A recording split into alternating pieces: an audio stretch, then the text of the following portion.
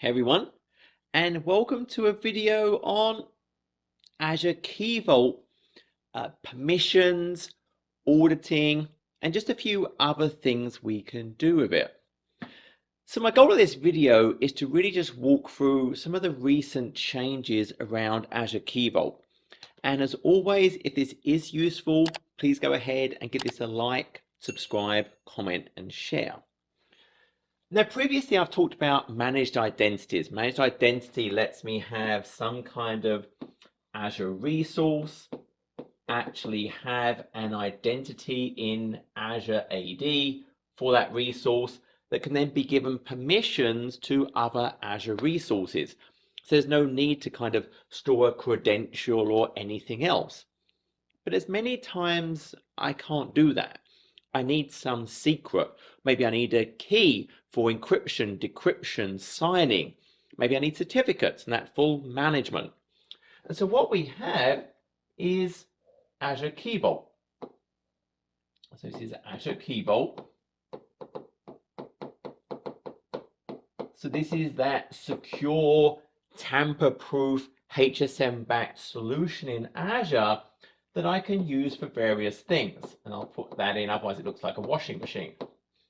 Now the point of the Azure Key Vault is we can store different things. I can have things like secrets. So a secret is something I can write to it and actually get back out, like some kind of storage access key, a shared access signature, a primary key for Cosmos DB, a resource token value. I can store keys. So a key is something I can either import into the Key Vault or generate within the Key Vault that I can't get out of it. But what I can do is use the key. So I can maybe send it a hash value and ask it to sign it for me. I could send it data to be decrypted, encrypted, ciphers, etc. And then we have certificates. So certificates are really a key and a secret wrapped in an envelope, but there's certain kind of provisioning requirements I have with that. I can think about lifecycle management, the deployment. So Key Vault can do all of those types of things. And again, it's HSM backed, it's stored in the HSM, and then there's kind of a software and a HSM mode for actually using it. In the software based, the key is actually utilized, the secret is utilized in software. In HSM, all of the operations are actually performed in the HSM itself. It never leaves there. It just costs a little bit more. Now, for all of these things, I have multiple secrets, multiple keys, multiple certificates. And then we have these security principles, these service principles in Azure AD. So how do I give them permission to these things? So what we had in the past, and still is there, should be careful how I say that, is we had the idea of kind of access policies. Now, an access policy applied to the vault.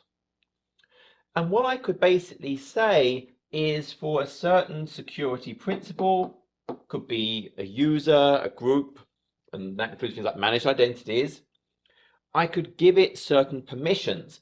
So I could give it permissions based on keys, secrets, and certificates. So I would kind of check the ones I want it to have and all the different types of permission I could have within there. But it applied to the entire vault. There was no way for me to say, well, you can get this secret. Maybe there's kind of a secret 1 and a secret 2 and a secret 3. Maybe there's a key 1, a key 2, etc. I have no granularity there. I can just say, these are the permissions you have to the vault. So let's take a look at this in action. So if we jump over to the portal, here I'm going to go ahead and look at my regular vault. And if we look at access policy, what we can actually see is for the permission model, I'm running Vault Access Policy. So what we then have is I have different principals. I have got Clark Kent and me. For Clark Kent, Well, it has these permissions on secrets in the vault. I have permissions on the keys, the secrets, and the certificates. If I want to add a new access policy, I can create it from a template, which will just pre-populate various key, secret, certificate permissions. So I could say, hey, I want to be a secret management.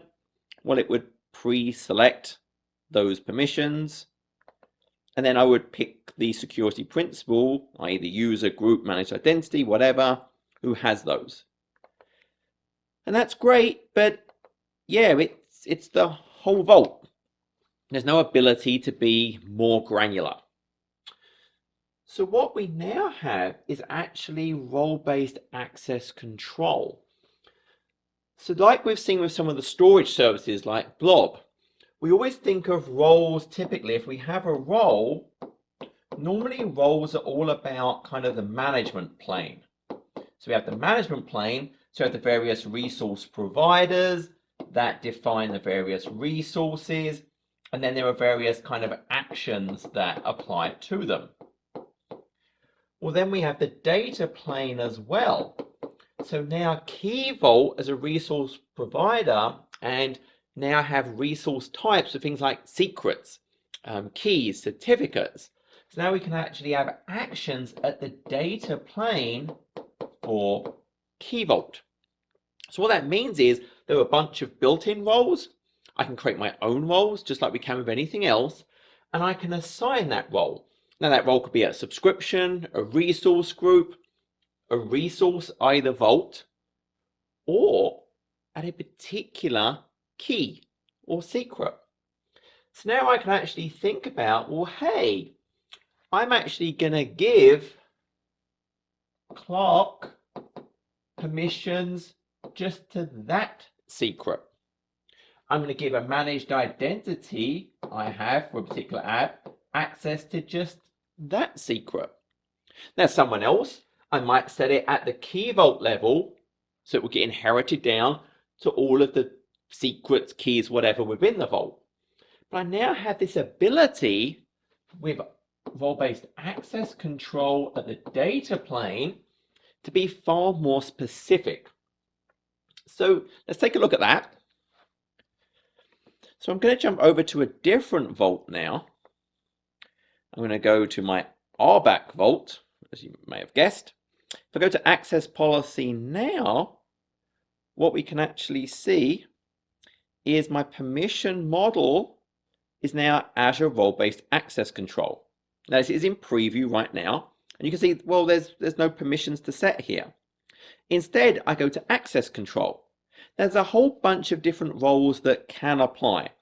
You can see there's like Key Vault Crypto Officer, Service Encryption, Reader, Secrets Officer, Secrets User, a whole batch you can all see there in preview. These are all doing things at kind of the data plane. So I could do a role assignment at this level. And just so you can understand what this is doing, if we look at like Secrets User and look at the permissions, we can see it's using the Key Vault resource provider. Then within there, we see the different types of asset we can have under the data plane. So I'm down here at the bottom. So here we can actually see, well, for secret, it's got get secret and list or read secret. So these are the built-in ones. Again, I could create my own ones if I wanted to. But I could also now go to particular secrets, and I could see, well, for secret 1, it has its own access control. I can assign roles here. And for example, this particular secret, I gave Bruce Wayne the Key Vault Secrets user. If I go to my secret 2, again, its own access control, its own role assignment. Well, here I gave both Clark Kent and the managed identity for a function I have, func app sav PowerShell. So now that managed identity for that Azure function could only read secret 2 and not secret 1. So if I would make this a bit more interesting, rather than just showing a user listing the secret, what I actually did is I created the world's worst PowerShell function. what I have done on this function is I turned on its managed identity. So we can see that status is on. And now basically in the function, it's just a HTTP trigger. And all the code does is it gets passed in a name, and it's going to try and read the secret from a hard-coded vault. Again, this is not good code, but you can basically see I'm going to pass in a name, and then I'm going to try and get the secret.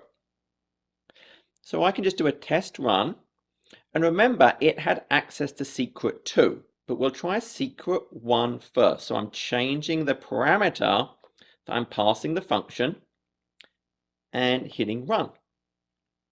So it's connected,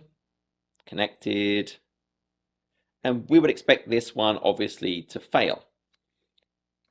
Now, if it's not run for a little while, remember this is serverless, so it has to kind of spin up, and then it will actually run my piece of PowerShell. So this might take sort of 20-30 seconds, but it's the first time. Oh, and there we go.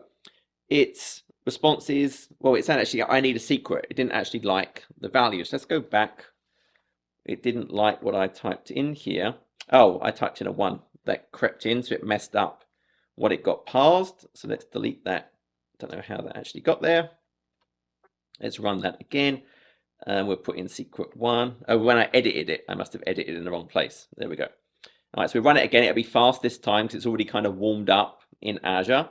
So this again, we would expect to fail. It should not have the permission to actually read secret 1.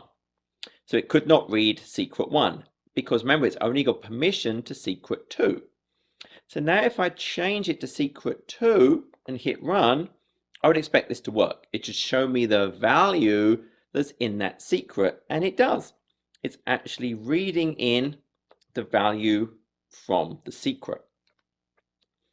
So what we're really seeing here is 2 things, remember. So I have a resource, in my case it's an Azure function,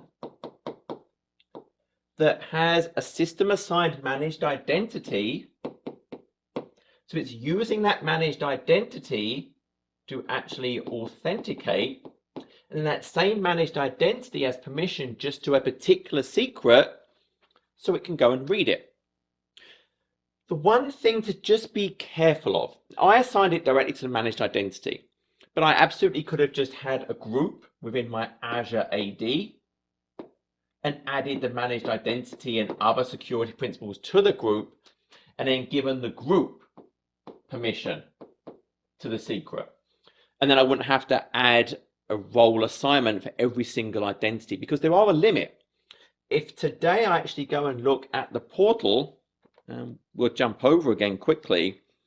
When I go and actually do role assignments, I can look at anything in the subscription. I'll just look at the function itself. There's a limit of 2,000.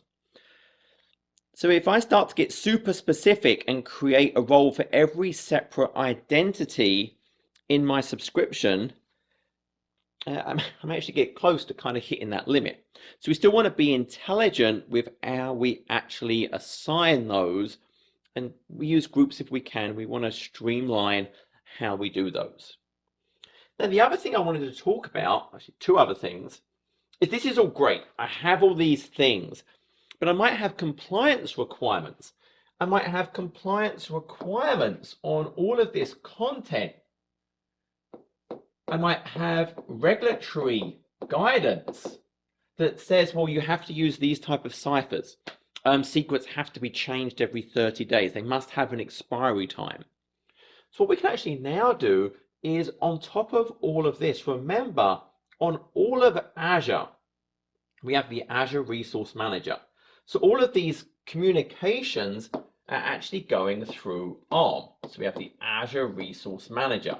That's the API that we talk through. And as part of that, we can kind of have very closely integrated Azure Policy. So it doesn't matter if I'm using PowerShell, Portal, CLI, RESTful interface, ARM template, it's going to pass through the policy. So what we can actually now do is there are policies related to Azure Key Vault. So if we jump over and let's go and look at Azure Policy for a second.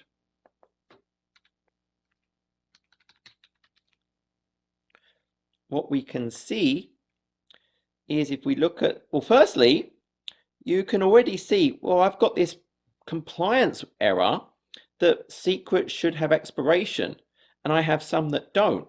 So straight away, you can kind of see, oh, okay, there's something going on here.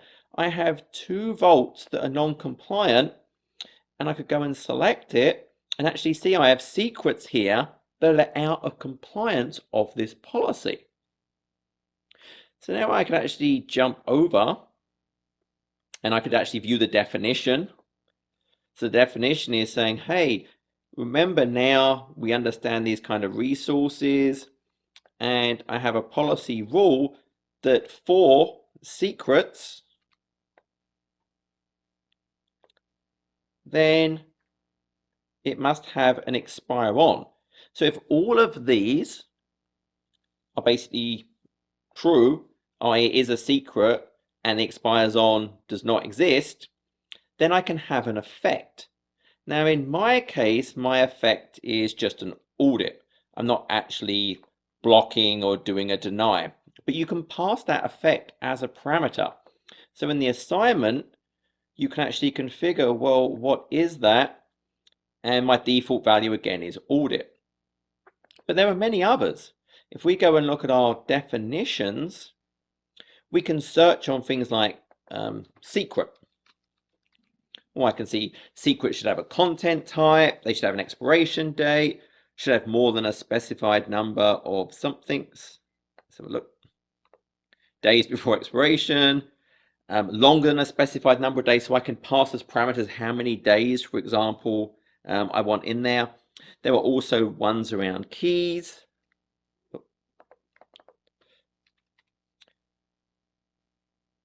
And there are also, obviously, there's a lot of other things that have Key Vault, with key in the name. We can see there's preview ones at the bottom. And also we'd see ones around certificate. So you can kind of go and poke around. I don't know why it keeps selecting that other box. That's driving me nuts. But you can see there's all of these policies as well. So they're now built in.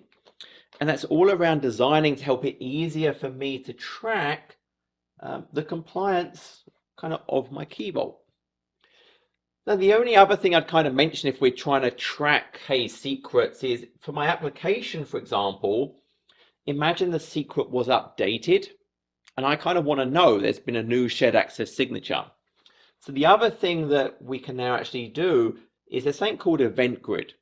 Event Grid is all around the idea that, okay, so I have my Event Grid and I can have a whole bunch of kind of event sources. So this is going to generate events, and there's nearly every type of resource in Azure can be an event source, but one of them is now Key Vault.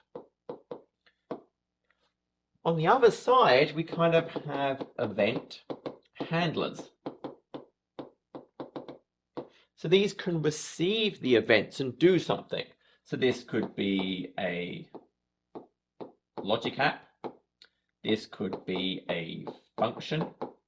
This could be an Azure automation. It could be some other kind of webhook, HTTP, something else. And what will happen here is Event Grid, when it gets these in, will fire off to these things. So the benefit here is it's kind of a push to these things. Instead of these things having to do a pull, they have to poll constantly. Hey, do you have something for me? Do you have something? It's called a hammer poll. Constantly saying, have you got something yet? This can also do things like, well, I could add filters. So I'll only get told about the specifics I care about. It can do things like retry. It brings this centralized view in together for all of these different sources. So the key point is now Key Vault can be one of those. I can use it to actually tell my app something's happened. For example, a secret has changed. It just kind of brings everything together. So that's what I wanted to cover today. Just make sure you're aware of kind of these new capabilities that exist. As always, I hope this was useful. And until next time, take care.